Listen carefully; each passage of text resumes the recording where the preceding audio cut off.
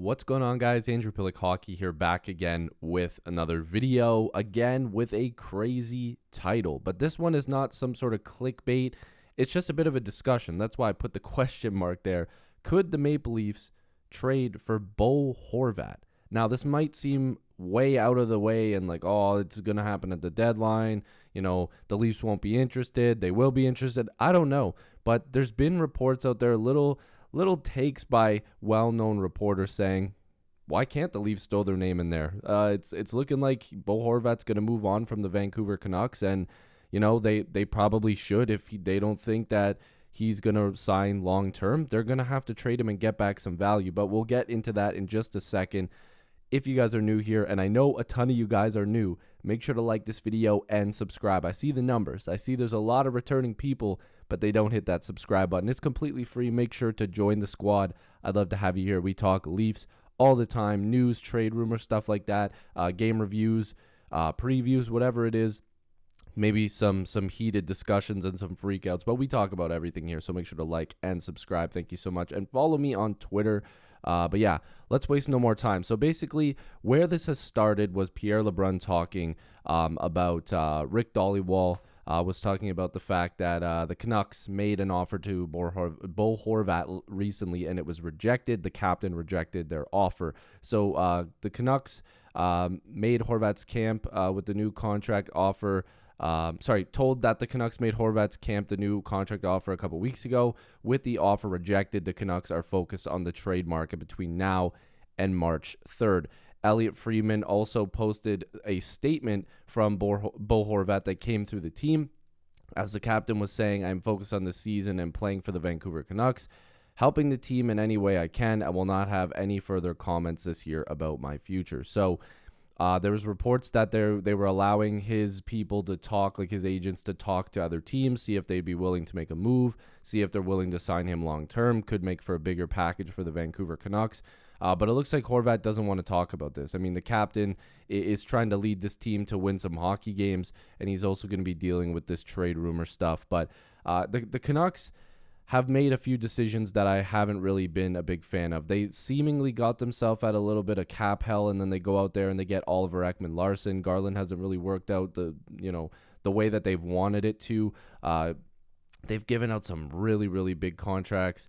And it just hasn't been working out. And, of course, the JT Miller saga, you thought that guy was going to get traded. He signs a big deal. He's a good hockey player, but it just doesn't seem like the Canucks are the best fit for him. And they should have signed the heart and soul of this team, which is Horvat. He's the captain, and he's been playing really well. But how this relates to the Leafs is because, of course, I'm a Leaf channel. And as much as, I feel for the Canucks, if we're looking at how the Leafs can upgrade at the deadline, if this team continues to win and play the way that they do, I'm not saying Kyle Dubas, with his job on the line, should go out there and just go crazy and make moves that could potentially hurt them in the future. But if you have a chance to win and you can get Horvat for a good price, why wouldn't you be in on him? People are like, oh, he's a centerman. Why would he play on the third line?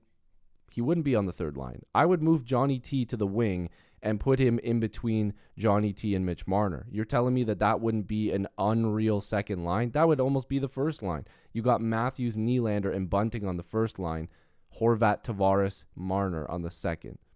You can mix up those guys. You've got a legitimate guy that can fit into that top six, and it's been something that I've been bringing up in other videos. The Leafs need to go out there and get a solidified top six guy instead of playing shuffle the deck and throwing people left and right in that top six spot. None of them are working. They're getting carried by Tavares and Marner, or Matthews and Nylander, or any combination of those guys. Michael Bunting's held his own, so he should still be staying there. He's been playing really well once again. But Bo Horvat would be huge for this team, but the asking price will definitely be huge, especially if a trade is made sooner than later. If this goes really sour and they're like, yep, we're going to trade him, we're going to try to get whatever we can for him, and they try to do it now, they probably will pick up a little bit more. But going towards the deadline, this could get really ugly for the Canucks, because if it's just like set in stone, nope, Horvat's like, I'm not re-signing here, this team isn't playing well, I've already rejected an offer, and the Canucks are like, damn, like there's going to be a bit of a bidding war, but if teams don't give us exactly what we want, we're just going to have to take it and hope that we can re-sign him and switch it up, or we're going to lose him for nothing in the offseason, which happens all the time, unfortunately, to every team, including the Leafs. But not of a player of this magnitude. Bo Horvat, $5.5 million right now on his cap hit. So obviously, if the Canucks retain, the Leafs would be able to take this on unless it's a bigger trade and they're able to give them some salary going back the other way, which definitely could happen if the Canucks are interested in some of the players that the Leafs have, which they might be. The Leafs have some pretty good players with some money attached to them for sure. But 30 points in 29 games played, 21 goals. He's definitely on pace to have his best season in the NHL. Look at those playoff numbers in the 19-20 season. 12 points in 17 games, including 10 goals. So he can perform there. 4 points in 6 in his rookie season with the Canucks. But yeah, this guy has performed at every level, and he can fill the back of the net, and that's something that the Leafs need. They need that top 6 guy to complement all their other stars that they have. So I wouldn't be opposed to getting a guy like Horvat. I think every team in the NHL would be interested in a guy like this. And again, Leaf fans, Canucks fans, and NHL fans alike are going to throw random trade packages out there and talk about who would be involved and why the Leafs don't have what it takes to get them.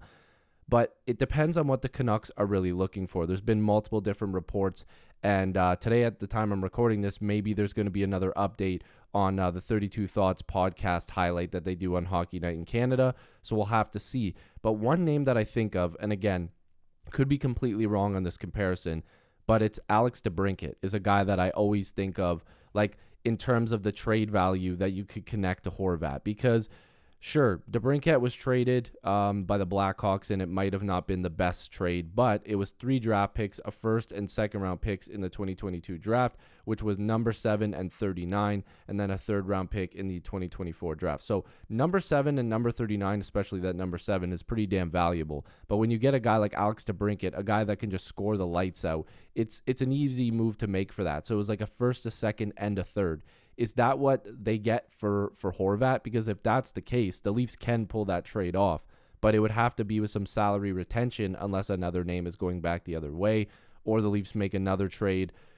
They can do a lot of different things, but with Muzzin on LTIR likely for the whole season, we'll get to their cap situation in a little bit, but they could pull it off. But the reason I would compare him to DeBrincat and almost think, they probably have DeBrincat valued as a better player, and he's not getting traded by the Sens, which, I don't think so. He's kind of in a similar boat as Horvat. He's got a high cap hit, great hockey player. He doesn't have a contract for next season, which could get really, really interesting for the Ottawa Senators. I'm sure that they want to re-sign this guy, but $6.4 million, expiring deal. The Sens are on their way up. I know they haven't been that good, but I'm going to say they're probably going to be a lot better next year if they can hold on to their talent. But 27 points in 29 games played, so they almost have similar numbers. But if you look at previous seasons, DeBrincat puts up big numbers, and he's done it more consistently than Horvat has. Because if you go back and look at his numbers, he scores more than Horvat. He puts up just higher season totals. But again, that's not a knock on Horvat. He does a lot of different things as well. But I just compare them because I think that it's a fair comparison when it comes to value. But again, different situations. And that number 7 pick was quite valuable. So the Leafs would be more than likely a lower round first round pick. So they'd have to have more in that deal. And I think the Canucks want guys that can play right now. This team wasn't looking to just rebuild, even though they probably should have. So the Leafs would definitely have to give up some talent that can play now, which would mean top prospects. But if we're looking at this again from the salary cap, I'm looking at this when the Leafs are fully healthy, right? So Yarncrook will be back. They've obviously still got their forwards in the lineup here. They'll have Morgan Riley back from LTIR. Muzzin more than likely is going to stay there because if he does come back, then the Leafs are in trouble. But I don't think that guy's going to play hockey this season. So again, we've talked about this before. Your usual suspects, probably a Kerfoot, an Engvall. I'm not saying involved in a trade for Horvat. I'm just saying these are guys that you would have to shed the money. You would have to get rid of a Kerfoot, an Engvall, potentially a Justin Hall if you're comfortable with the Timmins, Mete, Jordy Ben depth piece there. Now, the other thing I wanted to bring up is what happens if the Leafs try to upgrade on the blue line as well by trying to get Luke Schenn. This could be a bigger trade. If you get Horvat and Schenn, the Leafs are going to have to give up quite a lot. And listen, a Matthew Nyes will have to be in play. I'm not saying for sure, but he would have to be in the conversation. If you're bringing money back, a Kerfoot or an Engvall going the other way, do they consider that a cap dump? I don't know. So those picks involved multiple seconds, I'm sure. And you're probably not re-signing Horvat after this year. So that's where this all comes together. You're taking the risk that, first of all, you're more than likely not keeping Horvat. Like, it's pretty much a guarantee you're not keeping Horvat. But do you shoot that shot and upgrade and try to go for it this year? I say they do, but it's hard. It's a hard pill to swallow because you're gonna end up really breaking the bank to acquire a player like this. If it ends up being like a DeBrincat trade, I would much rather shed those picks and just be like, forget about it and just go for it. But if you're giving up a Matthew Nyes plus, those early picks plus another, mid-tier to good prospect plus something else, now you're starting to get a little like, okay, I don't know if this is the best idea. But I think it's fair to float the idea around there that the Leafs are going to be looking at an upgrade in their top six, and you shouldn't keep Horvat's name out of the conversation. I think it's very possible, but this could be something that completely changes towards the deadline. If he continues to play the way he is, that price is going to go up. So we'll have to see. But this would be a legitimate option. I just wanted to talk about it. I'm not saying it's going to happen. I'm not saying it's not going to happen. But it's fun to talk rumors and talk a little bit about players that could be available. And I'm sure if more updates come out, which they more than likely will, we're going to talk about this, especially if the Leafs somehow, fully get connected to Horvat. Right now, it's just kind of a little bit of chatter because it's early. But if they do end up getting really connected to him, then obviously the videos will keep coming on Horvat. But if you guys are new here, make sure to like this video and subscribe. Leave me suggestions down below for further videos. I love and appreciate you guys as always, and hopefully I'll see you in the next video or stream. Peace.